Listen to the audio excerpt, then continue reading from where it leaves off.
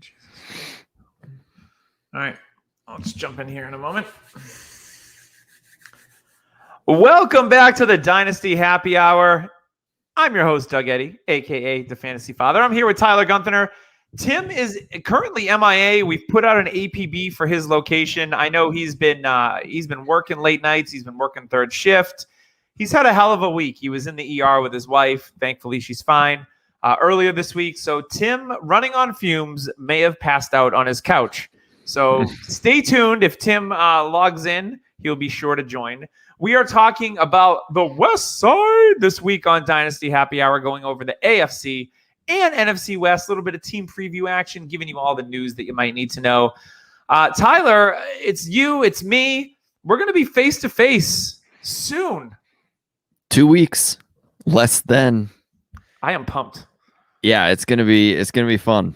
A well-needed adventure, I'll call it. Yeah, this stay-at-home dad needs a break for a few days, so I don't have to like clean anything in the house or have any responsibilities.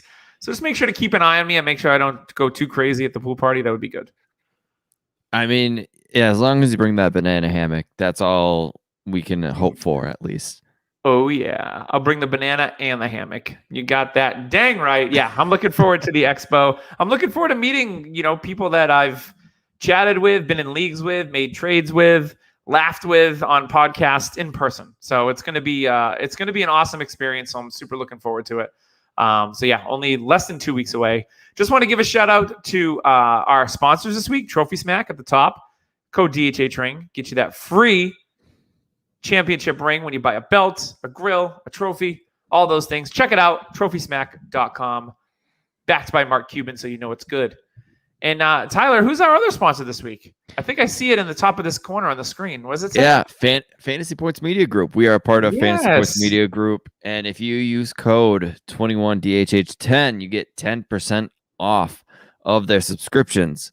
They got multiple plans you can choose from. But, man, you got to go with that premium plan because you can get everything, anything that helps you with the draft. 90% of the teams that have subscribed made the playoffs. Bonkers. That's a very good percentage. That's like the percentage of me making a trade each week. It's a very high percentage. That's like 99.9%. And yeah, it's a great thing to have. And also, if you just want to check it out, go ahead. There's articles from Graham Barfield. There's articles from Scott Barrett, who just had a birthday. Happy birthday, Scott.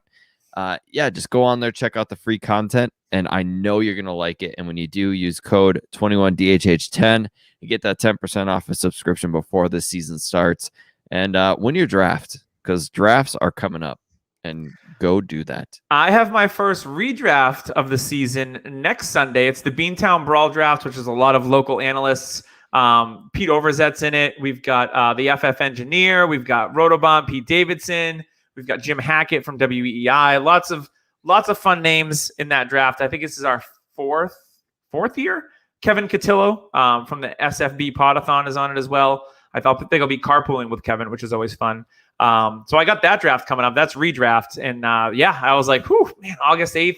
It's tough when you get 12 adults and you have to figure out an in-person draft date. It's challenging when everyone's older and has kids. And it's the summer of like, you can actually go places. So people are busy. So we're drafting early, which will always be interesting because guess what? You have injuries. And I want to talk about some injuries that we've seen just this past week. So training camps are all fully wide open now. People are in attendance. We're getting all the clips. CeeDee Lamb makes ridiculous catches every week. Elijah Moore is blowing past coverages and catching 80-yard bombs from Zach Wilson. We're seeing Najee Harris look like an absolute stud in practice. Lots of awesome things going on. But we do have some injuries. A small one, I just noticed this today. I don't know. I haven't been on Twitter much in the last 24 hours, but BC Johnson tore his ACL for the Vikings. Who have a wide open wide receiver 3 position. There's Dede Westbrook, who they just signed. Who else is in competition for that spot? The name Smith Marset? Yes. Who Smith looks Marset, good. who is their 5th rounder. Yep. Dede, they've got Chad Beebe. Dede and Beebe are going to be fighting for the wide receiver 3. And Kellen Mond has COVID, so all the quarterbacks are missing practice because they're being like quarantined until they get tested. Yep. So that's fun. I'm not liking all these reports of players going on the COVID list. Curtis Samuel, there's been some other notable ones. It's just like,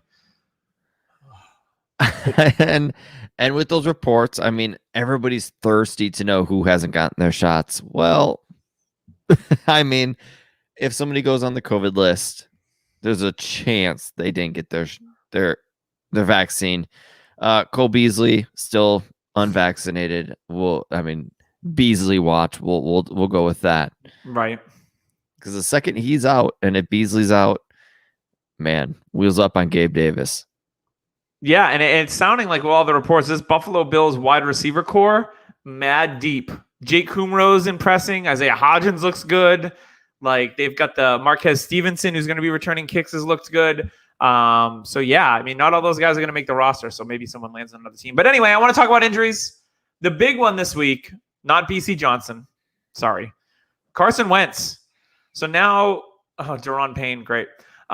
So Carson Wentz is got a foot injury.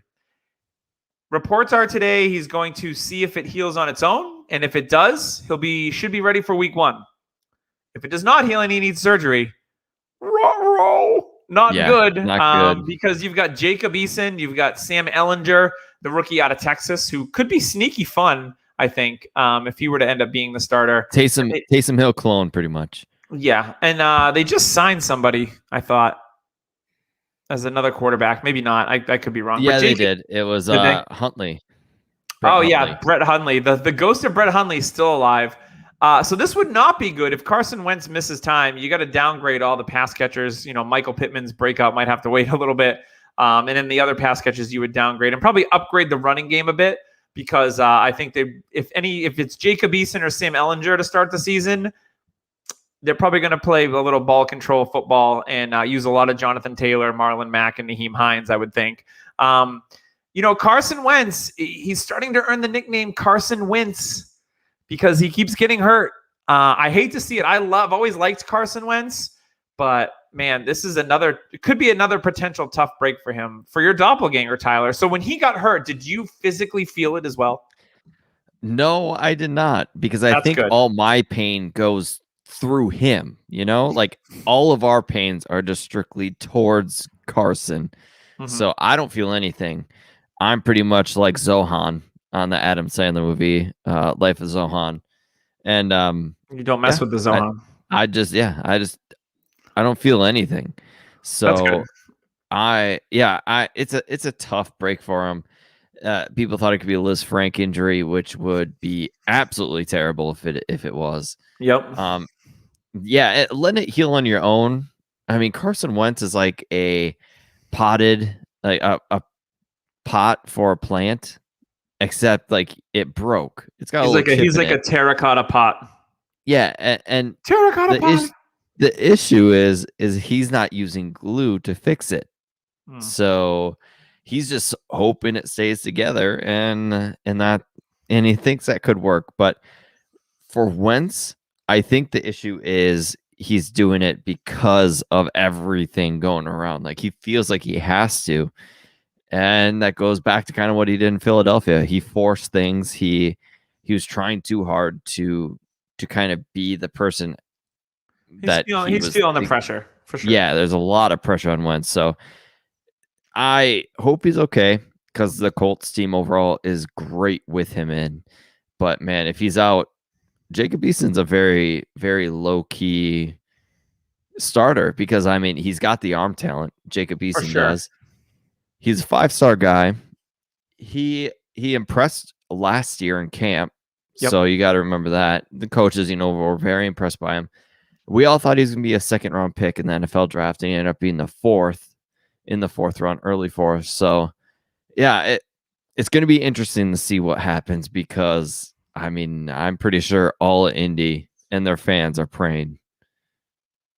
Yeah, absolutely. So I want to just do a quick roundup.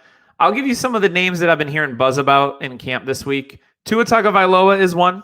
Reports out of camp have been that Tua looks good, been comfortable throwing the deep ball. Albert Wilson's name has been mentioned a lot of times. Yeah. And it's funny because Albert Wilson was one of the first darlings of reception perception for Matt Harmon. And it was bird alert time with Matt Harmon and Wilson. And then he got hurt.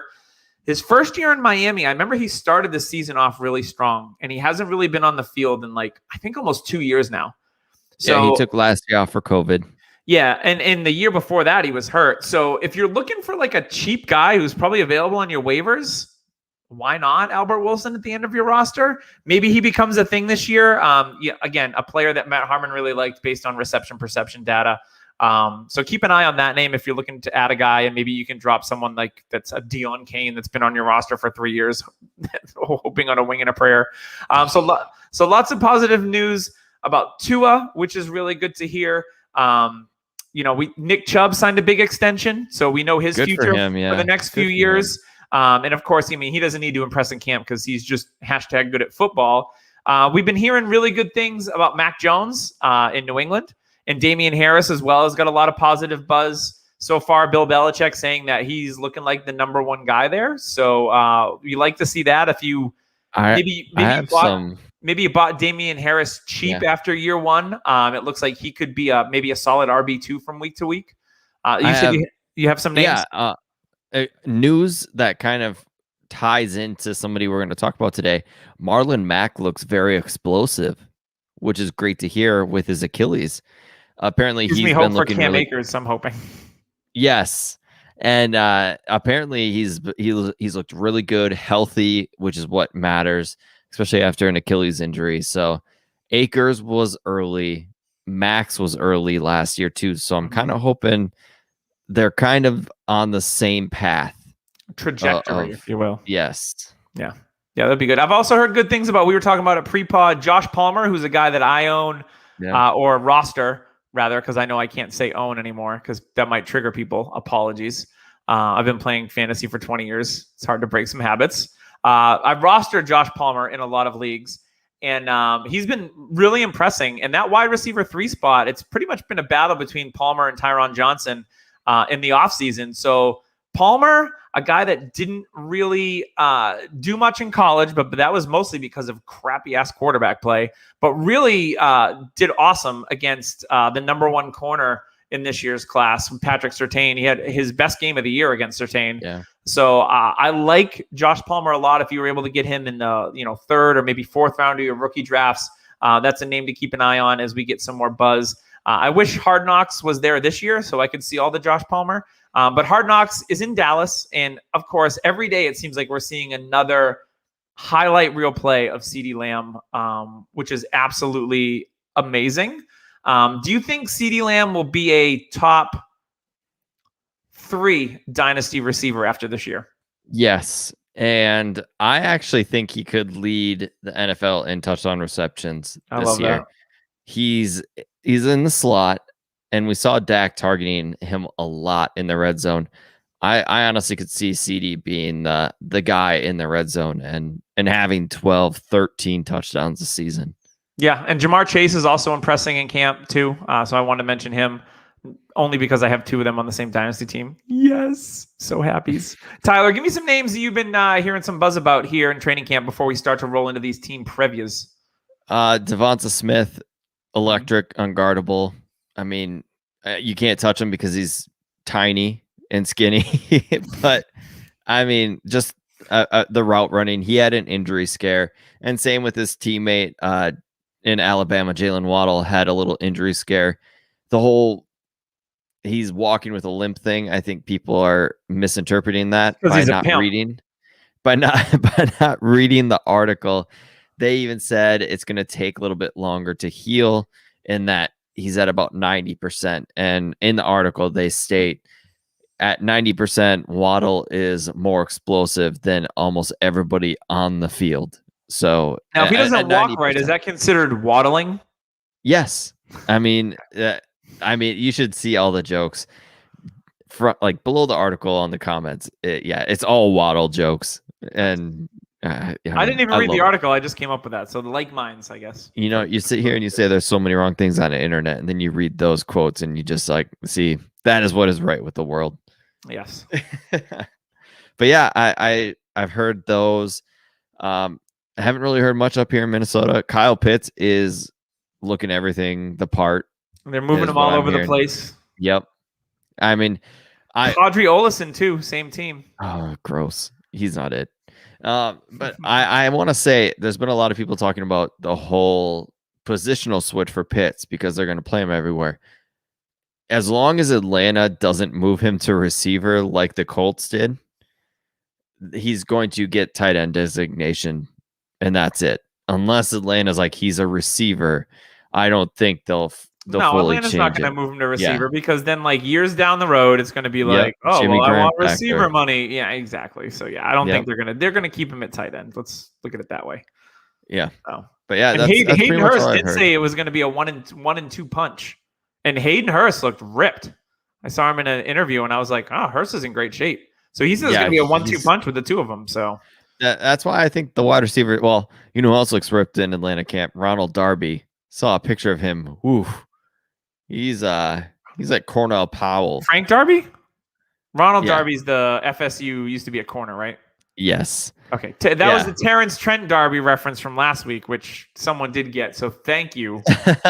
You're as old as me, and I appreciate that. Either that, you just really like bad pop music, and for that, I thank you. The Darby picture of him and Ridley, he was talking to Ridley, which is a good person to kind of go things over with. But yeah, I mean, he is a massive man, like not like tall, just thick and ripped. I got one more that we're hearing a lot of positive buzz is that Nico Collins has been really good for Houston. So that's another one. They have nobody else. So I mean, you know what? Brandon Cooks just keeps getting disrespected. The guy only has 1,000 yards with 75 different teams. So what do you think about Randall Cobb going to Green Bay? I don't think he did anything special towards the end of his career there. I don't think that's going to change. I think it gives you a buying window for Amari Rodgers because people are going to be like, well, it looks like year 2 for Amari Rodgers, which I get. So if you like Amari Rodgers, which I do, if you want to try to acquire him, maybe mid-season would be good, especially if Cobb is doing well. Try and get Amari Rodgers mid-season you probably spent a late second on him. Maybe you can try to wiggle a third from somebody that might be like frustrated because we all know those managers that if they don't get instant gratification, they're going to be like, just get rid of this guy. He's a bum. Yeah, happens all the time. So yeah, that's the move I would make if you're into Amari Rodgers. So let's get into the West Side, which some would call the best side. I don't know. I like, there is a thing about watching football on the West Coast because it starts at 10 o'clock in the morning, which is pretty elite. That's lucky. I mean, I've gotten to experience it a couple of times when we were out in Vegas. Kickoff is at 10 a.m. It's pretty awesome because then you actually have the night to like do stuff. You don't have to watch Sunday Night Football until 11:30. It's over at 8:30 at night, and you can still go out to dinner or go wherever. Very, very nice football on the West Coast. So with that said, let's go to the AFC West first, and let's start with, let's start with the best team in the AFC West. The one that you want the fantasy players from, it's the Kansas City Chiefs. I don't think there's much to be said. Patrick Mahomes is your QB1 in Superflex. Tyreek Hill, is he the top consensus? 5. Yeah, I was going to say he's in redraft. He's the wide receiver 1, it looks like this year. Maybe Devontae Adams bumps up now because Rodgers is back. But I think Tyreek Hill is a top 3 to 4 dynasty wide receiver. I think he's pretty self-explanatory. Travis Kelce, he's your tight end 1 right now. But I think my strategy for Kelce would be if my team's not ready to compete, you need to sell because he's 31 years old. I mean, can he be a freak of nature and play at a high level until 34, 35? I don't know if I want to gamble and bet that.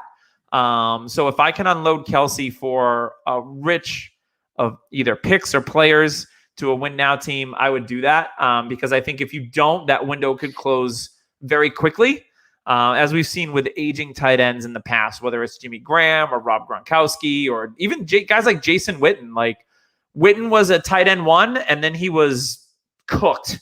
So I think with Kelce, I think it's the smart thing to do is if you're not competing this year, you need to move on from Travis Kelce. Now, I think the interesting thing about this Kansas City team is the wide receiver 2 and deeper.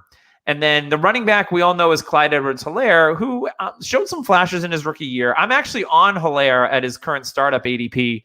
Last year he was arguably the 101 for some people. I was in the Jonathan Taylor camp over Helaire, but a lot of people really liked Clyde. And I think it's going to be interesting. How do you project this passing game outside of Tyreek Hill and Travis Kelce this year, Tyler? I think Mecole Hardman does make a little step up. His issue was consistency and catching the ball. Great on special teams. Yeah, dude is fast. Mhm. And I think at year 3, we're going to see a mini breakout. I don't think we're going to see a crazy, insane breakout. Now, what would that be? Would that be like 800 yards and 6 touchdowns? Yeah, 8 to 900. As somebody who's a serviceable flex on bye weeks, which is always nice to have. I mean, you have those type of players, especially with injuries or COVID. Those guys are kind of nice to have around. I mean, Cornell Powell, who I got in a trade today, I like. He had some hype going on. He's a 5th round pick, so I mean, it's not the draft capital you want to see, but it's a draft capital that's okay, and it kind of is like, okay, if this guy does something, they're going to recognize it because a 5th round pick. He's their biggest receiver on the roster. Yes, he is, and he's what, 6'2", and his arms are David Boston size or something like that. Yeah, I mean he's rocked up, but he's a late breakout. He didn't technically break out, quotation fingers, until his senior year. He was a redshirt, so it was like his 5th year, right? So he's a little bit older. I think he's going for a doctorate. Yeah, something like that. Cornell sounds like a doctor name. He didn't go to Cornell for college, though. That's a miss. But I think somebody screwed up there. Is interesting in his ADP because you want even guys that are like lower on the roster, anyone that's tied to Patrick Mahomes. I was just going to say, so Pringle's interesting because he was a restricted free agent, and I think they tendered him at like a 2nd round value. So they obviously value Byron Pringle because once they pop, they can't stop. So I think Pringle, if there's any sneaky value for 2021, it might be Byron Pringle in this passing game. Because Hardman, I realize the speed is there, but I don't know. I think it's Pringle is like a safer pick out of the passing game. And I know one of the tight ends that they drafted this year, Noah Gray, has got a lot of camp buzz as maybe being the heir apparent to Travis Kelce. Do you own some Noah Gray, Tyler? Are you into Noah Gray? I think I have a couple shares. He was either a free agent pickup or a late round pick. Yeah, Noah Gray, when I watched the tape, I think it was tight end 4 or 5 for me. He wasn't anything crazy, but he was just really good at finding pockets in the defense and getting open, which is what Travis Kelce does. Kelce was kind of like that. He does not have the athleticism Kelce has, but he's got potential. So, and I think that's the one thing you want to see. And yeah, I mean, he's worth a flyer, but the hype I think is a little too much to pay for right now because you go and look up some news on Noah Gray, and it's a lot of positive stuff coming out. Yeah. Yeah, it's one of those like drumbeat things. Like you keep hearing about it and you're like, all right, like where there's smoke, there's fire. Now I want to talk about the backfield. We talked a little bit of Solaire. I think he's more active in the passing game this year. When we look at the other running backs on this roster, no Shady McCoy from 2 years ago, no Le'Veon Bell. So I think they realized that like, yeah, these running backs that are kind of washed don't really work out. So they're going to go with Darrell Williams, Darwin Thompson, and they did sign Jerick McKinnon, who, you know, he had, I think, 1 or 2 really good games with the Niners last year. We all loved McKinnon in Dynasty when he was with Minnesota. You know, he had injuries. I think he could be super intriguing in this offense if there was anything that were to happen to Clyde Solaire. But I think Solaire is going to be the guy. I think they're going to start to use him at the goal line this year, which is one thing that they were really timid, because that first game we all saw like he couldn't punch it in. And I think Andy Reid was like, nope. And he didn't really do anything at the goal line all year. But I think he's going to be more active in the passing game. Tyler, what's the over-under on receptions for Clyde Edwards-Helaire this year? I'm going to put it at 50. Oh, man, that's good. I would probably go under, but slightly. Like I was thinking, like when you told me, 46 came to mind, which is fine. And for me, we could all be sitting here asking who the number 2 receiver is after Watkins left, and it could be Edwards-Helaire. Yeah. Edwards-Helaire could be a Christian McCaffrey-esque type running back just with the targets he could get. And that could be the game plan. I mean, maybe we all see the reputation with Andy Reid running backs after year 1, and it's great. They blow up. Mm-hmm. So what could happen is Edwards-Helaire just steps up, becomes that pass-catching back we all thought he was going to be, and we're all eating crow on Mecole Hardman and eating crow on Clyde Edwards-Helaire as a bust. So yeah, I do like Edwards-Helaire a lot. what does worry me is, will they fully go with Commit. him? Yeah. Yeah, because they've already talked about like a rotation with Darrell Williams, Jerick McKinnon, and Clyde Solaire. I mean, it could be coach speak, but something to monitor, obviously, as we get closer to the season. I think the interesting thing about the Chiefs is that any of their offensive skill positions in a dynasty league, you need to roster. I don't even care if it's Demarcus Robinson, because he has wide receiver 1 or 2 weeks every so often. So yeah, I think that they're all rosterable because they are attached to the best quarterback in football. Thanks, Pat Mahomes. Yes, thank you very much, Patrice. I'm going to call him Patrice Holmes from now. Patricia Holmes. Patricia. All right, let's move on and keep on with the AFC West. I want to get into the Denver Broncos.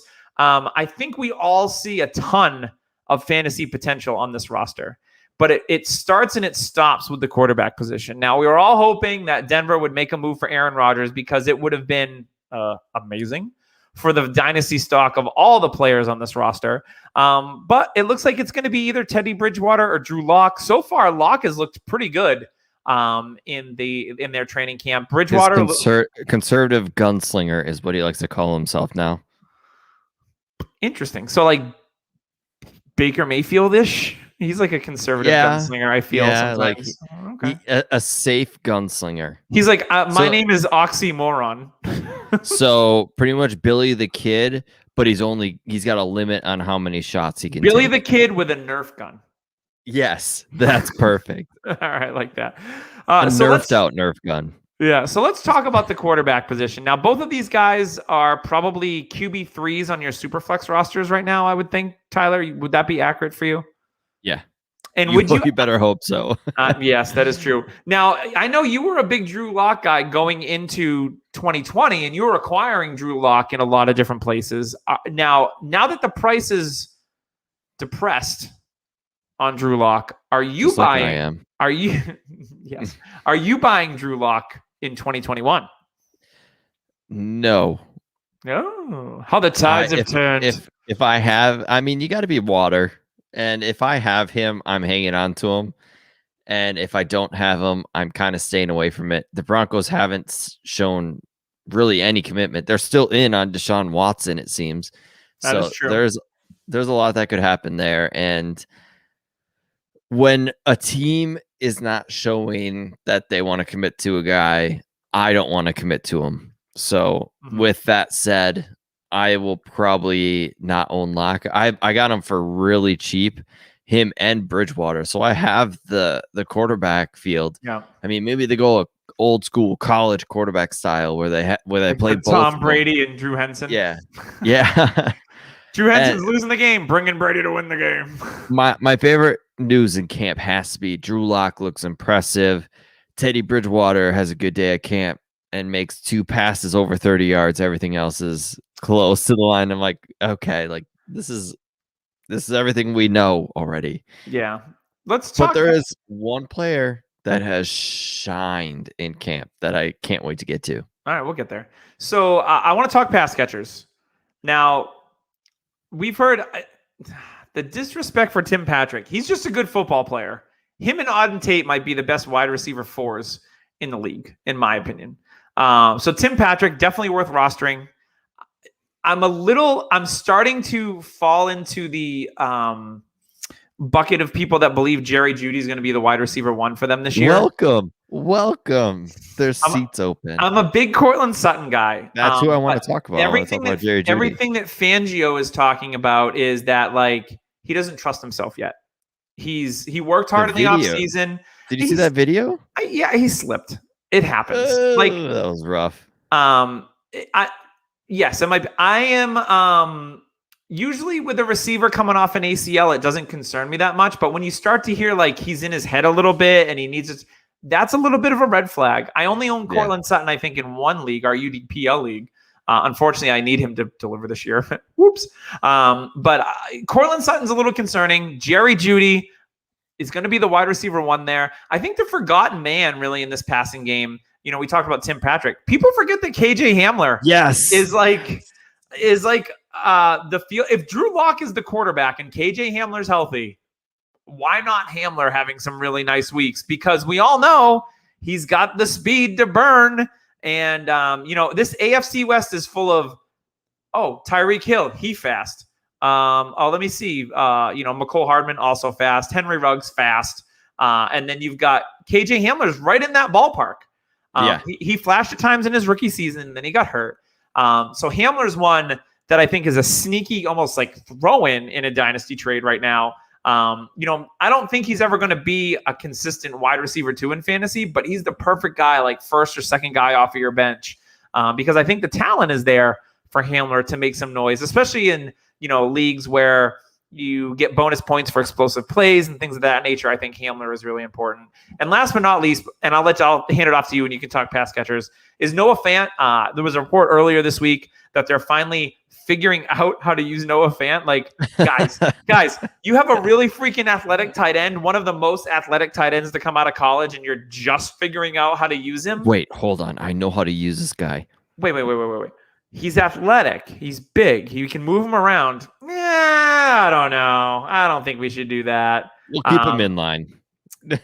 I also want to remind people of Albert Okabugunum, because I think he's another really athletic tight end that last year, before he tore whatever he tore, looked really good. And I wasn't a huge fan of him as a prospect, but the athleticism profile was there. And then he comes into the scene with Noah Fant, and I was like, this kid doesn't look too bad. So just a name to know. Had a couple touchdowns and then got hurt.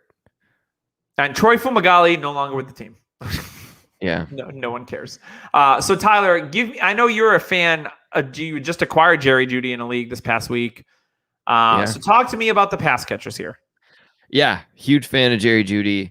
I don't think it matters what quarterback is playing for Judy. For Sutton, I do think it matters, and I think that's the difference between the two. Is Judy can fit with any style of quarterback. He can take the top off, or he can go short, get open. I love the take on Hamler. If Sutton doesn't get right, or he just is never right, Tim Patrick Hamler has a chance to be the 2. Hamler's got the skills. He was a 10th pick in the second round. He was actually projected in the first round. I loved his tape. I thought I saw, like, everybody was drooling over Mecole Hardman his rookie year, but I'm sitting here looking at Hamler saying, this is the guy I wish Kansas City had on the opposite side of Tyreek. Like, he's so good, so explosive, so quick, and still super young. Favorite part about it is he switched jersey numbers. He's now jersey number 1. I'm starting to really turn around on the whole jersey number thing.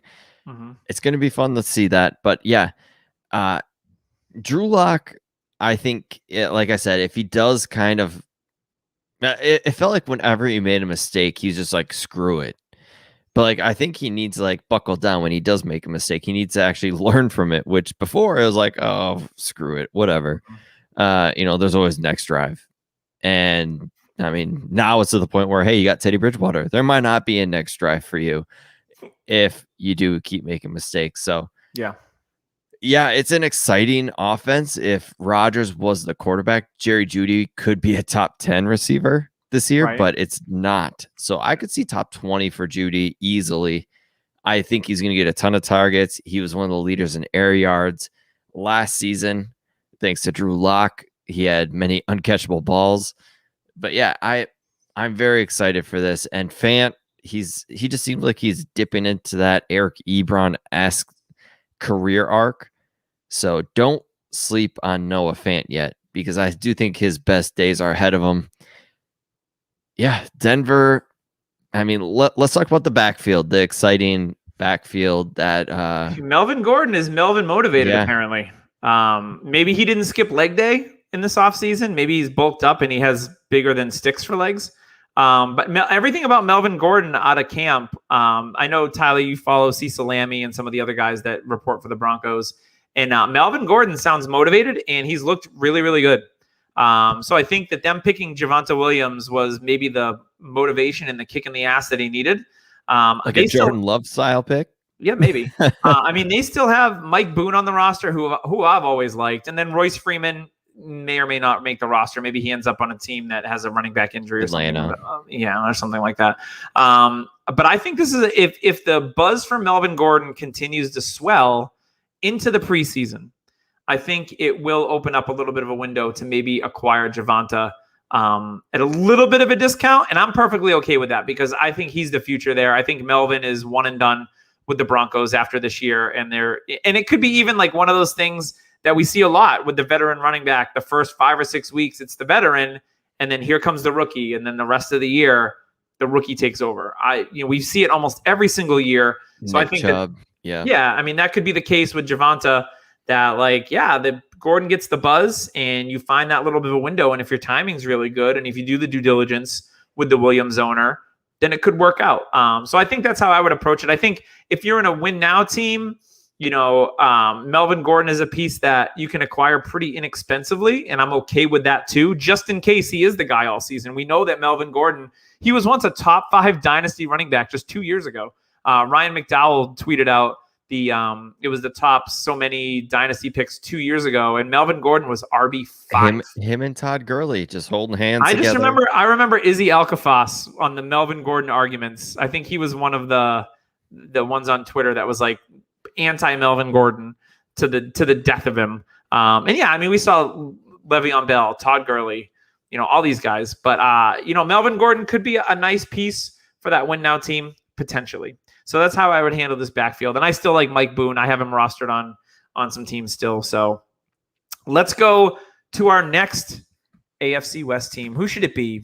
I only got 2 choices. You know what? We'll save the Chargers for last because I actually enjoy talking about them. The Raiders. Where do I start? Let's start at the quarterback position. I'm going to say this. Derek Carr, rock solid QB2 in your Superflex. Easy. I think he's one of the most rock solid QB2s in Superflex. I'll put it that way. He's just good enough and he's not terrible. You know what you're going to get most weeks out of Derek Carr. He doesn't turn the ball over. His yardage numbers are going to be pretty good and his touchdown numbers aren't bad. So that's how I say Derek Carr. And I don't think he's going anywhere unless maybe the Raiders get into, after the season, they go after Aaron Rodgers or something like that. Deshaun Watson. Yeah. I mean, that would be such a Raiders pick, right? From the Al Davis days. Like, get the guy that's in trouble. We've seen them do that a million times. But let's talk pass catchers here. We all know Darren Waller. He's my number 2 tight end in in redraft rankings. I think he's pretty awesome. And there's no reason for him not to get 130 targets this year because they didn't really do much at the wide receiver position. They brought in John Brown from Buffalo, who's a sneaky 30 years old, by the way. On the other side of him, hopefully it's Bryan Edwards, who got compared to Terrell Owens this week on Twitter from is it Gruden? That's bold. Yeah, Gruden. Real bold. He unfortunately battled some injuries in his rookie season. So he's a big question mark. I think he's a buy right now in Dynasty because I do see the profiles there. He profiles as an alpha, breakout age, production, all that stuff is there. So the signs point to Bryan Edwards being a good player in this league. So I think he's a buy for me. And then Henry Ruggs put on some weight, I think 13 pounds, not bad weight, but healthy weight in the off season. And Ruggs could be maybe one of the biggest surprise breakout candidates if they use him the way they should. They pretty much put him like, hey, just run 9 routes all day. They need to use him and move him around the field like another AFC West team, the Chiefs do with Tyreek Hill. Different skill set. Hill, I've never seen a small guy win so many jump balls. It's amazing. I don't think Henry Ruggs is that dude. But Ruggs is the guy that can take a slant and take it 60 yards to the house. So they need to start moving him around. He should be, outside of Darren Waller, he should be their most targeted player. I just don't know if they're that smart because Gruden, not good. I'm going to say it. He's a name. Cool. He won a Super Bowl with Dungy's team. Whatever. I'm off the John Gruden train, have been for a while. So talk to me about these pass catchers, and is there anybody else on this roster, the Hunter Renfros of the world? Zay Jones. He had that one cool move in Buffalo where he reverse moonwalked himself off the ground. That's going to be his number 1 career defining his calling card. Yeah. No, I'm not on this team. I do like Edwards, but man, the percentage chance of Edwards actually hitting like we all would hope so is 40% at best.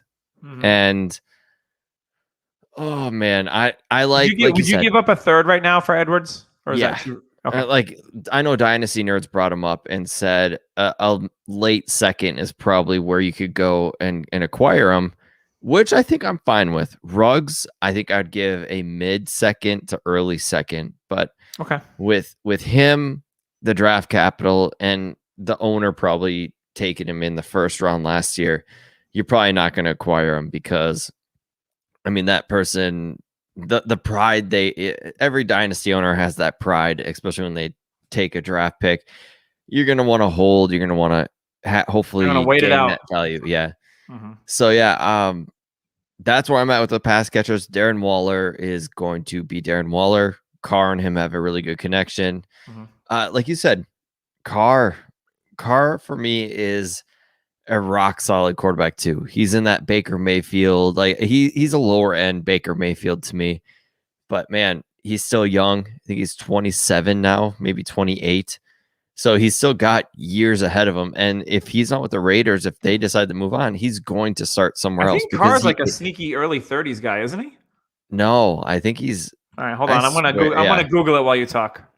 Oh yeah, but yeah, I think Carr is just going to be a starter in the league. So he's going to be a guy that's going to stick around for quite some time. And I'm actually quite a big fan of him.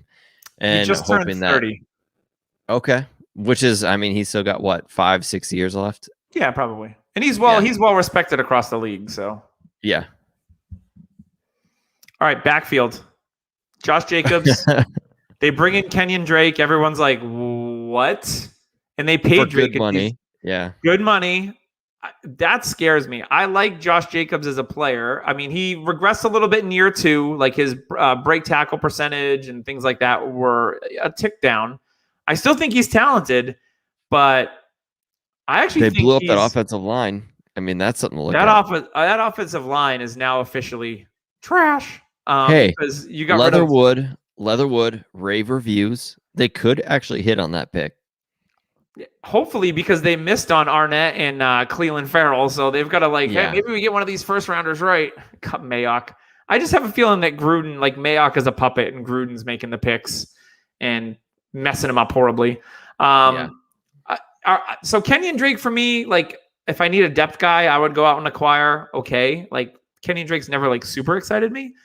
Josh Jacobs, what are we doing with Josh Jacobs? Because I need to know. Fine. Okay. What's the price?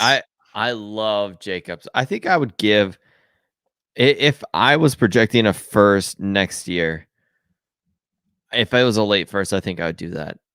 Okay. So you still believe in the talent, even with the offensive line being kind of meh. I do. I think Jacobs, he had a little bit of an injury type season. And for the 2020 season, any player that's looked different than what we've seen him at, I'm going to give him a pass because of what last year was and kind of what we had, the hoops that the players had to jump through. And it was just an awkward season. So if a player just looked abnormal compared to what we've seen him, I'm kind of going to give him a pass and benefit of the doubt. And Jacobs is one of them.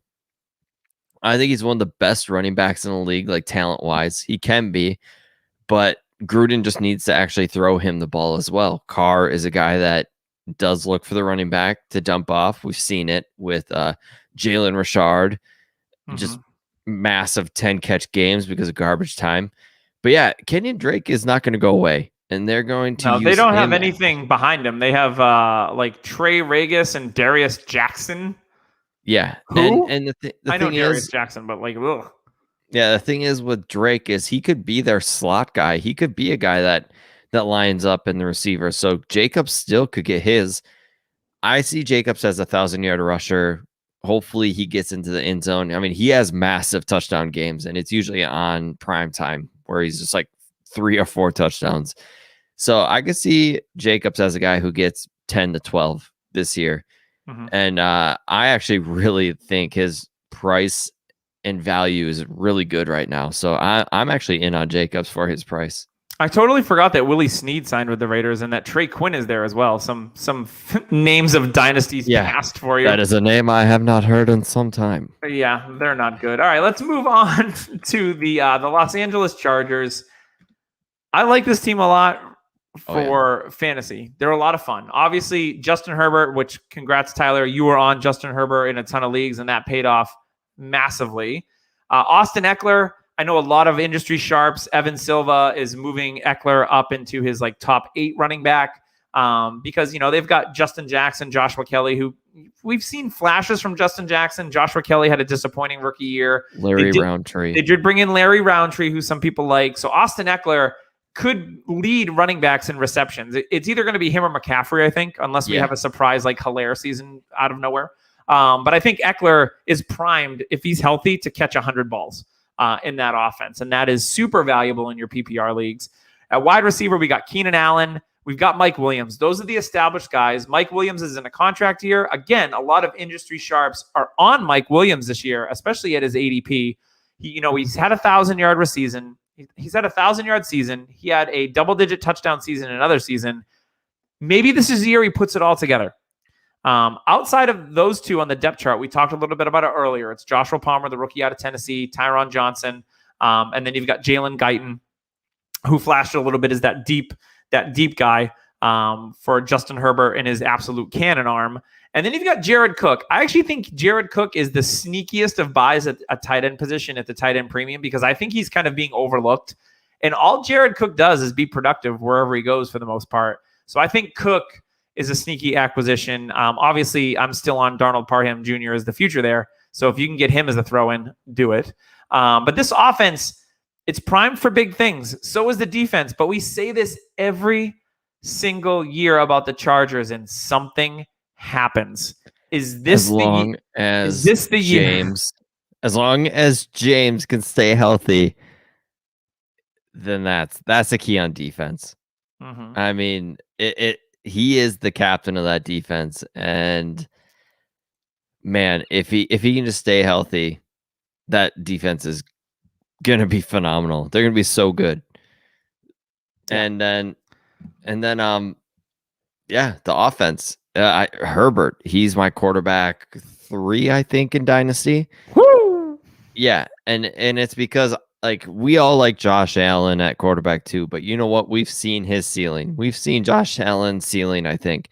We have not seen the surface of what Herbert can actually touch yet. He had a phenomenal rookie year, one of the best rookie years we've seen from a quarterback, and that's still not his ceiling. So thinking about it in that terms, I think the AFC West is going to have the 2 best quarterbacks in the NFL for years to come. Mahomes and Herbert. Those 2 guys are going to be icons in the NFL. So, and just looking at their wide receiver core, I mean, Williams, he's going to go up for a ball, catch it, not care about his body, because if you've watched his catches, he makes an easy catch look like he's on Jackass trying to do a stunt and falls. But I really like Mike Williams, but do I think he can stay healthy the whole season? I really hope so that man can get his money and let that money be elsewhere, because man, Josh Palmer, I am very excited about this guy. We already talked about it. And the running backs, I like Eckler. I think he's a guy that's going to last 2-3 more years, elite potential, ends up on the Patriots, catching passes from Mack Jones in the end of his career and wins like 5 Super Bowls with Belichick. We've all seen this story. But yeah, I like the Chargers a lot. Best uniforms in the league. The powder blues, man. The powder blues and their dark blue alternates are insane. I have an Antonio Gates powder blue jersey upstairs, I think. He played basketball? I heard that. I heard that's a thing at the tight end position. Weird. Yeah. Yeah. This is a break. I think Darnold Parham played basketball, actually. So are you a bigger fan of Jared Cook or Jared Cuck? I'm just wondering which one of the two. I mean, Jared Cook will forever live in infamy on the Dynasty Happy Hour. So for me, it's Jared Cook. Yes, Jared Cook, 100%. He loves to watch this live broadcast. It's true. All right. Hopefully he's not watching from the sideline because I own him in a couple leagues. But if he is, he's great at it. Yes, absolutely. I'm not going there. All right, let's go to the NFC West. Let's start with the Los Angeles Rams. As we all know, Cam Akers is done for the season with his Achilles injury. It's apparently Daryl Henderson's season. He's got a couple of years now with an ankle injury. Yeah, I mean, there's not much there. I think they probably do end up bringing in a veteran at some point. You know, they've got Xavier Jones and they've got the Jake Funk, the Funk Doctor Spock, if you will. I think that's Redman's nickname. A few hip hop heads out there. The exciting thing about this team is going to be the passing game with the upgrade at the quarterback position, getting rid of Jared Goff and upgrading to Matthew Stafford is going to be awesome for Cooper Kupp, Robert Woods, even a Deshaun Jackson, who is catching some bombs from him this week. And Tutu Atwell, I think, is could be an exciting piece with Stafford going forward in the future. And then at tight end, you got Tyler Higbee. I know a lot of people like Harris, the kid that they drafted, who's going to move to the tight end position. Even Bryson Hopkins, some people like, and he's there as well. But a lot of people are projecting Higbee to have a breakout season. Now, I know he had that breakout end of 2019 where he was just put an absurd level of play over the last 5 games of the season. And then last year, he has a 3-touchdown game against Dallas early in the season and then just kind of like silently farts his way out of the season. And you're like, oh, yeah, Tyler Higbee. So people are on him again. I get it. To me, Stafford and tight ends has never been a match made in heaven. They had high capital tight ends with guys like Brandon Pettigrew, and they had Eric Ebron, and even Hawkinson. Like Hawkinson had a nice year last year, but it's not like Stafford made him like an elite tight end just yet. I think Goff is a better fit, but how are you looking at this Rams offense? I know you just traded for Matthew Stafford today, so you're obviously a believer in this Rams offense. So give me your analysis on the squad here in LA. Yeah, I mean, I gave up wide receiver 1 in Dynasty to acquire said quarterback plus. You fool.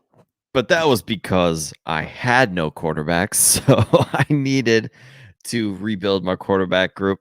Yeah, I really like Stafford. He's 33 years old. He's still young. I looked at it before the trade, and I'm like, well, I want somebody I'm going to get more than 3 years out of. And he's 33 all year.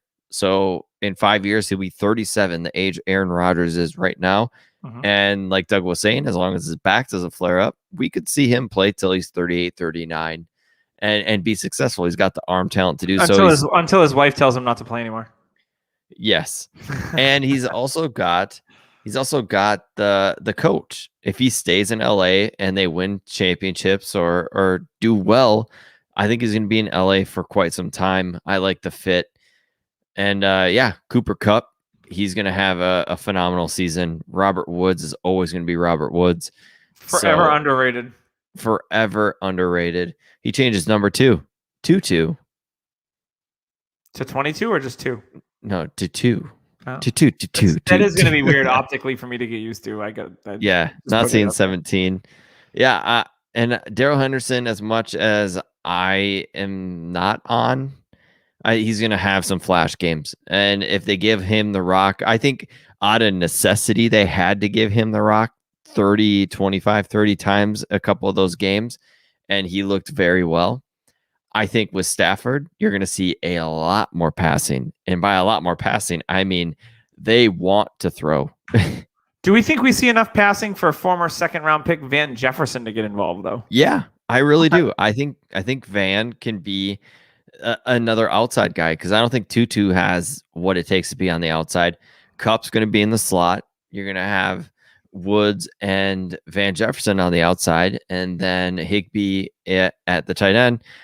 Higbee, to me, is a guy that is going to have like a phenomenal tight end, like end tight end, like 10 season.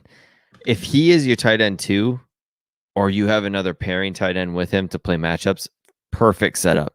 That is the type of guy that you want another guy if Higbee has kind of a bad matchup or just you don't trust it. He's been on a cold streak. Throw in another tight end. But yeah, Higbee's fine. And for his price, I don't know what I got him from you for. I think it was like a third. I think it was 2/3 in Dawson Knox. Yes, that is correct. Which Dawson Knox apparently caught a nice touchdown pass today from Josh Allen. He's gonna catch a few this year.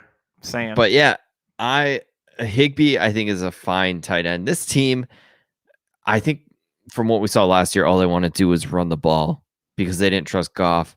They ran the ball a ton. They were one of the most efficient run teams in the league. I think we're going to see the opposite. You're going to see a complete 180. They're going to throw. And when you got a guy like Stafford, you're going to be able to succeed. Mm-hmm. So let's move on to the Rams. Not the Rams. We just did the Rams. Let's move on to the Seattle Seahawks. I lost my train of thought. Apologies. We all know the QB1 there, Russell Wilson. You know, there was a little bit of scuttlebutt in the offseason about him wanting to be traded, but everything looks like it's been smoothed over, and Russell Wilson is the QB there. Now, obviously, Russell, an amazing first, 8, 9, 10 weeks, and then he kind of cooled off a little bit, which seems to be, there's a history of that now. Russell Wilson starts off piping hot, and then he cools off. So I think Russell Wilson's still a QB1. I think he's still got a lot of years left. You know, he doesn't run as much as he used to, but I'm really curious about, you know, who's going to be the third pass catcher on this team, because we all know DK Metcalf and Tyler Lockett are locked into their spots. They draft Dwayne Eskridge, who's an older prospect, but a really nice producer in college. He's currently on the PUP. So they've got kind of a mixed bag of things after him. They've got misfit toys. Yeah, they got Freddie Swain, John Ursua, Penny Hart, who I know a lot of like hardcore guys like. He's bounced around to the league Freddie a little Swain. bit. Yeah, Cade Johnson. Like, they've just got a bunch of guys. But I think the real interesting thing is going to be this backfield, because Chris Carson, when he's healthy, super productive. Like, he's either a low end one of the best running backs. Yeah. Yeah, he's a low end RB1, high end RB2 when he's healthy. Now, that's been the knock on Chris Carson. He even showed that he can catch passes out of the backfield without much of an issue, which is something that, you know, early in his career we didn't think he could do. So Chris Carson, you know, he's backed up by Rashad Penny, who slimmed down. He feels faster. He's a full year and change off that ACL injury. He's the clear number 2 guy, because outside of that, Travis Homer, DJ Dallas, okay. I know you liked him, Tyler. Hey, sorry. DJ Dallas had a pretty good camp so far. So you want to know? You want to know my sneaky name? It's Alex Collins. So if something were to happen to Carson, and God forbid something happened to Penny, Collins is a guy. He's had a successful season in the NFL. He's already been with the Seahawks once. He seems like a Pete Carroll guy. Could be one of those guys, like, go check your waiver wire in your Dynasty League. If Alex Collins is available, I don't hate it. I don't hate it at all. I would pick him up. Rashad Penny, I'm still holding out hope. I don't think he's a guy I'm trying to acquire. But if I have him, I'm just kind of like, all right, I'm hoping to get something out of my first top 5 rookie pick. Because, you know, he was going 104, 105 in his rookie year, and he's done absolutely butt kiss in his career. So you're just hoping to get something out of that. So Tyler, give me your breakdown here on the Seahawks. I think it's pretty cut and dried. And then there's the tight end position too. We got Will Disley and Gerald Everett, who is joining the Seahawks now. The Rams old coach is now the Seahawks OC. So signs are kind of pointing in the direction that Gerald Everett could finally be a thing if he's on his own. But Will Disley looms, although he's had an injury history as well. I mean, Gerald Everett has been the Jared Cook of the past. Jared Cook, we were always waiting. We're like, okay, this guy's got to break out soon. It's got to happen, right? We've got to be right on this guy. And it never did. Will Disley always seems to just be there. You know, it's always just like, oh, well, this tight end is going to be the Seattle Seahawks tight end. Then Will Disley comes in on his horse and takes the job, has a couple catches, then gets hurt, a lower body injury out for the season. That's kind of how it's written in stone. But no, I really hope that one of the tight ends comes out, because the fact of the matter is Russell Wilson's going to want to use him. DK Metcalf is going to be the dude. I think we're going to see a huge step from DK. And what's going to be fun is we had Mike Evans versus OBJ for years and years, who's the wide receiver 1. I think we're going to have AJ Brown, DK Metcalf, who's the wide receiver 1. The battle of Ole Miss. And then with CeeDee Lamb kind of creeping up all the time, trying to take that position from him. Yeah, I'm very excited for DK Metcalf. Tyler Lockett's going to be a guy that he's going to have massive games. And for me, I just don't like the inconsistency of Tyler Lockett. For like, he had like a 4 touchdown game or something like that last year. So if you look at, so here's a fun exercise. Look at Tyreek Hill's box scores from last year, and then look at Tyler Lockett. You know, Tyreek Hill only had I think it was 3 100-yard games last year. I did not know that. So look at that. Tyler Lockett, I think, is forever of value, even in Dynasty. Like, he's a super value in redraft. I think he's still a value in Dynasty too. He's not going anywhere. He's been healthy the last few years, and he's been producing. So when you look at it, it's one of the things that was eye-opening when we were doing wide receiver rankings over on TFF Gurus, and we had that pod, and I was like, man, Tyreek only went over 100 like 3 times. Now, he had some 80-yard games, but he had that massive game against Tampa where he had 200 yards in the first half. Yes, Tyler Lockett is good for some 183 touchdown games, but the target percentage in every game is really, really good for Tyler Lockett. Like, that's Russell Wilson's go-to. Now, that could flip-flop this year with DK. I don't disagree with you there, but Tyler Lockett not going away. I think it's going to be a 1A, 1. It's going to be 1A, 1B any way you cut it. There's going to be weeks where it's DK. There's going to be weeks where it's Lockett. Yeah, I do agree. Then Lockett's a great wide receiver 3 to have on your fantasy team. So I'm not sure where his ADP's at, especially in Dynasty, but usually it's not. It's like where Keenan Allen was last year. Yeah, and which is fine. I mean, those aging receivers that you think are going to fall off, especially with Lockett's skill set, I don't think he's going to fall off as quickly. Yeah, I agree. And it seems like the injuries are behind him, which is great. So, yeah. Any more thoughts on the Seahawks before we shuffle on to San Francisco? Yeah, Eskridge could be a really good buy. Mm-hmm. And I do like Kay Johnson. He had a lot of hype coming out in the draft. He's a possession guy. They compared him to Doug Baldwin. So a guy like Kay Johnson could be a sneaky guy, especially with Eskridge on the pup. But Eskridge, 2nd round pick, draft capital, you got to look at that when the Seahawks had no pick. Like, they had hardly any draft picks, and they took a receiver when they massively hit on one in DK Metcalf. So yeah, I don't see why they took it, but the fact that they did kind of makes me wonder about Eskridge a little more, and if he's on the pup, could have a good buying opportunity. Yeah, absolutely. So let's move on to the San Francisco 49ers. I want to bring you a quote from a NFL defensive coordinator about Trey Lance. It would not surprise me if Lance was starting midway through the season. I think he has a little bit of Mahomes-type traits. So I know it was yesterday or the day before, there was a tweet that said, Trey Lance is showing why the Niners moved up and picked him 3rd overall in practice. I know the thing is like, well, Jimmy G's making all the money. He's the veteran. The signs to me is like Trey Lance is going to be the guy sooner rather than later. We've also got reports that Brandon Ayuk is looking almost unguardable, or he could be one of the best receivers in the league. He's unguardable, said one of his teammates. Deebo Samuel's looking really, really good. Now, that's another guy who's constantly injured, but we all see the potential there. We know the passing game also has George Kittle, which, again, if Kittle can play a full 17-game season, that would be phenomenal. There's a lot of pieces to love in this passing offense. The real questions come in to the backfield. So we've got kind of like, you've got Raheem Mostert, who's 29 going on 30. They move up and they draft Trey Sermon. They also have Wayne Gallman, who, had a solid season last year for the New York Giants, JaMychal Hasty, and Elijah Mitchell. So there's a lot of names here. How are you approaching this backfield this year? Are you like, I'm all in on Trey Sermon, or like, hey, when Raheem Mostert's healthy again, hey, he has a really high ceiling. How are you approaching just the Niners in general, but more specifically the running backs? I am not a Trey Sermon guy. I have not been. And for me, it's Raheem Mostert. He's a value, or Elijah Mitchell, because I think he's almost a better.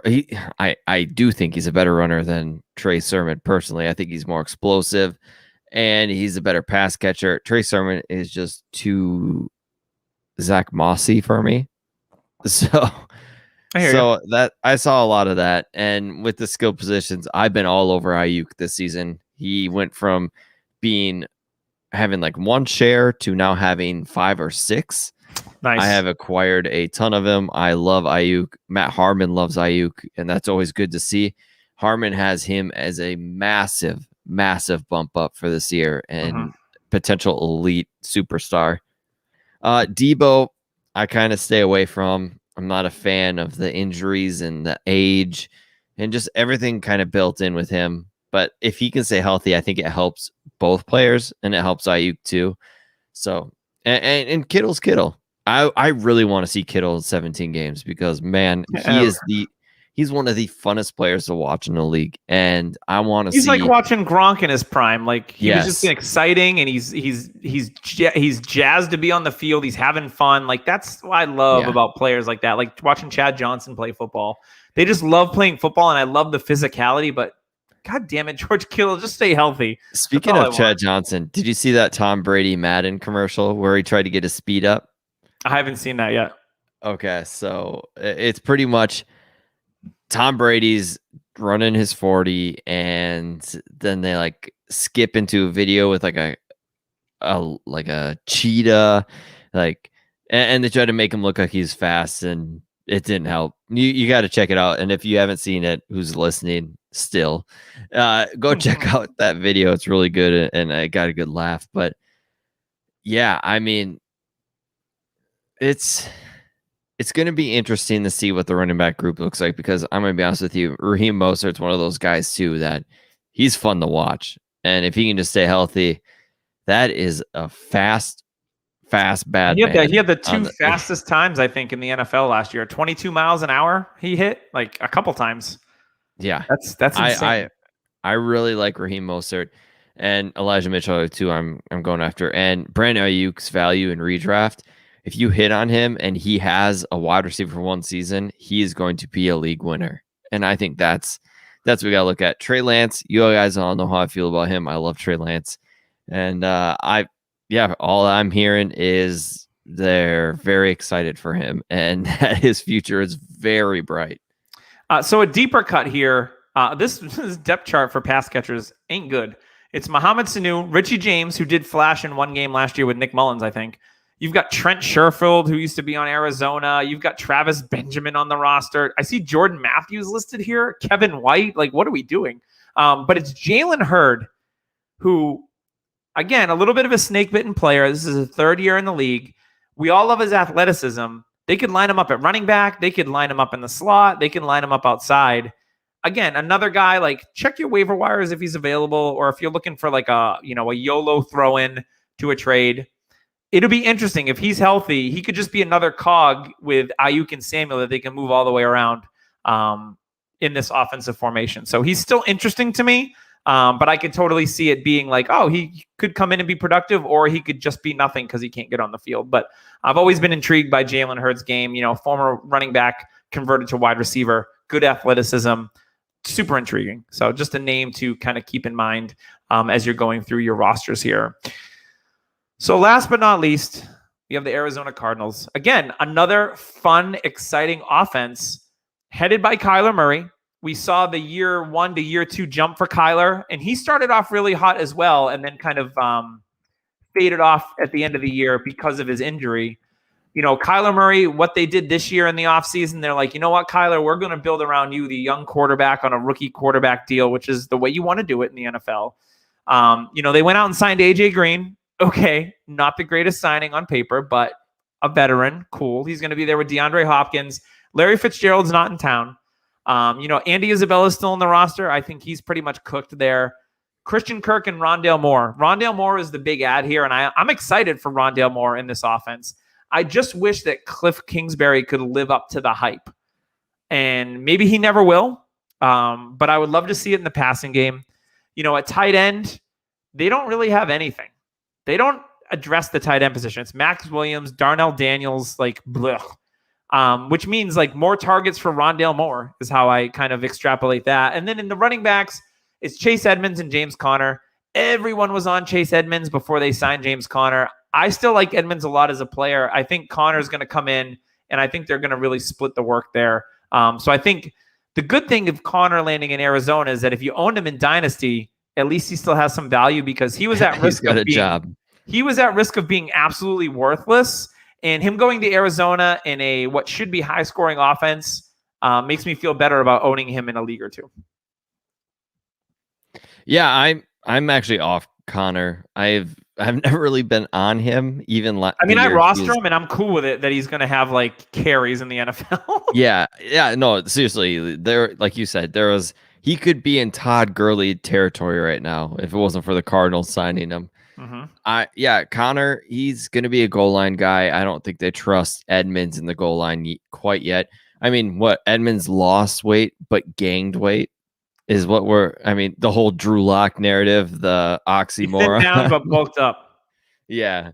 I do like Edmonds' skill set. He's shown that he can't carry a full workload, so I think they're going to really work well together. So I really do like that the Connor signing. Rondale Moore, I have a lot of shares of. I actually traded him away today, but that was to get Jalen Waddle as well. Rondale Moore, to me, is a guy that needs to be used right. They need to use him in short screens, and he can still take the top off. But man, his freshman year in college at Purdue was some of the best football. That's what we all cling on to. Yeah, that's all we have because he's been injured. Yep. And he's 5'7", so you got to remember that he's a tiny man, and but he's a thick man. He's very thick. He is team quads per se, and that's what the offseason has been. Yeah, I like Rondale Moore. Is he going to help your fantasy team this year? Christy Marie in the chat says Rondale Moore is going to be another Andy Isabella. Wow, I mean, we've seen Cliff Kingsbury draft these high profile receivers that a lot of people like and kind of waste them in a way. Andy Isabella, to me, couldn't catch a deep ball. He had that Troy Williamson. He's a body catcher. Yeah, he's that Troy Williamson. Troy Williamson in Minnesota. I remember everybody being excited about that speed. But man, he can't catch the deep ball. If you're good at one thing, but you can't do half of what you need to do, you're not going to succeed. And Rondale Moore, I think, does have pretty good hands. The height thing does scare me. 5'7", $185, but you no need to apologize, Christy, in the chat. No need. I just had a thought, Tyler. How exciting would it be next year?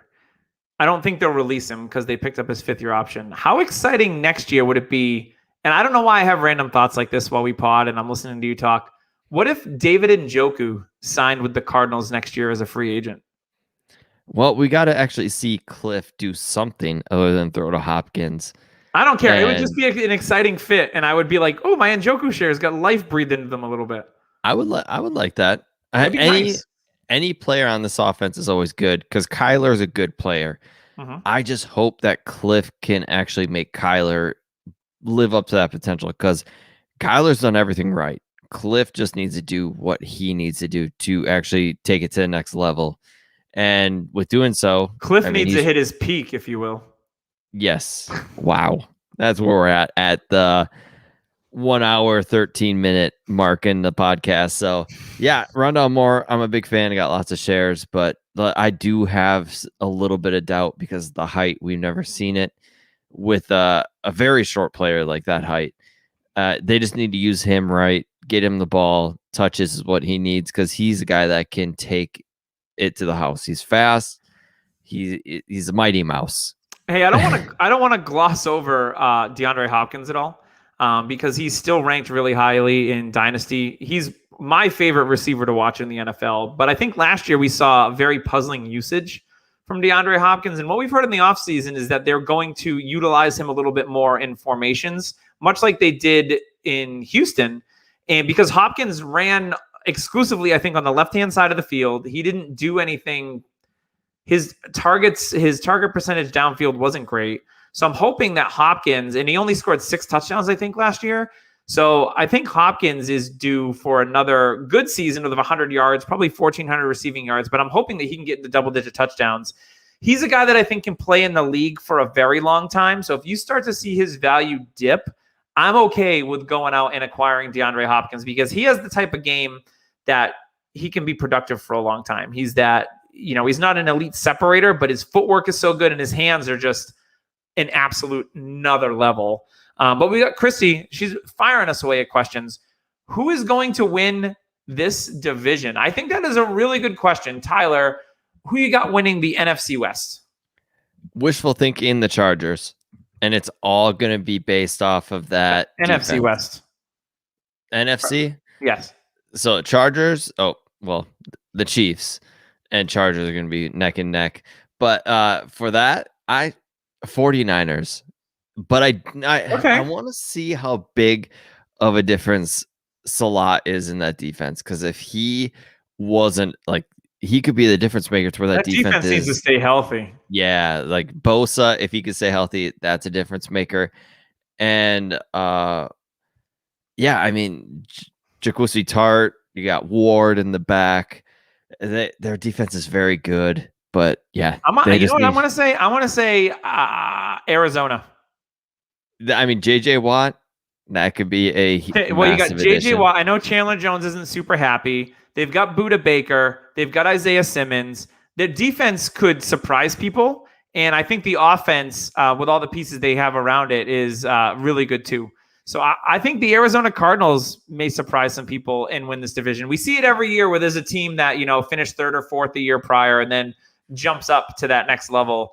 And Kyler in year 3, they've surrounded him with weapons. The defense should be much better than it was last year. So yeah, why not? Arizona Cardinals, I think, will win the division. And then AFC West, yeah, it's probably going to be the Chiefs. I mean, they're just too good. I would like to see the Chargers. She says Seahawks. She says Seattle. I can see that Cardinals too. at 4 is if the Seahawks don't have Jamal Adams in uniform, they're in trouble. Yeah. And honestly, I keep forgetting about Stafford with the Rams. Even I don't know what it is. I think the Rams depth chart, though, if they have injuries at critical positions on both sides of the ball, like it's not great, because their salary cap is tied up in a handful of players that their depth isn't great. So yeah, I like the Rams. They're a fun team to watch. I wish I was rooting for Cam Akers. I'm rooting for him to get healthy. I'm just not rooting for him on Sundays on the field. But I'm going to go Cardinals. Why not? You heard it here first. Probably not, but that's okay. So Tyler, any last words before we bounce on out of here? Yeah. I'm very excited to get into the next episode, Hot Takes with J Mike. Oh, yes. Hopefully Tim will be back. We got some major news coming up before we go to the expo, and you're going to have to tune in next week to hear that major news. Mm-hmm. And the expo is going to be fantastic. It's going to be fun. We are close to almost 10 days away, and then the major countdown starts. So I'm excited to finally meet everybody, and to especially meet Doug and Tim, the guys I podcasted with forever. Yeah, my wife's like, you haven't met Tyler? And I'm like, babe, he lives in Minnesota. I said, I've met Tim. Like, I went to lunch with Tim on the way back from a Virginia trip, but I've never met Tyler. Yeah, and I want to say thank you to everybody for all the well wishes that with my family thing going on. So thank you, everybody. Yes, and thanks for tuning in. Christy, thank you for the kind words. Thanks for tuning in this week. Make sure you go on to iTunes, leave us a review, give us the feedback, what you like, what you don't like. We're always open to hearing those types of things. Make sure you check out Trophy Smack, code DHHRing, and check out Fantasy Points, 21 DHH10. Nailed it. Yes! I'm working with no show sheet over here. It's like, I'm crazy. Doing and it all Viridian Global. Yes. And Prestige Worldwide. And Viridian Global has their Oomph shirts back. Oh, nice. I'm going to make sure I'm packing all my Scott Fishbowl shirts for the expo. I'll have those. And I'm getting my DHH shirt from Tyler. I am totally stoked for that. So I can, and I have my DHH hat. There it is. I'm bringing it with me. So I'm super excited for the expo, just like Tyler is. So Hot Takes are next week with J Mike. I always look forward to that. It's a fun time for the spicy Dynasty takes from J Mike every year. And again, hopefully we have Tim back. Hopefully he didn't fall asleep for a whole week, because that would be unhealthy. So we don't want to see that. So thanks for tuning in. We'll see you next week on the Dynasty Happy Hour.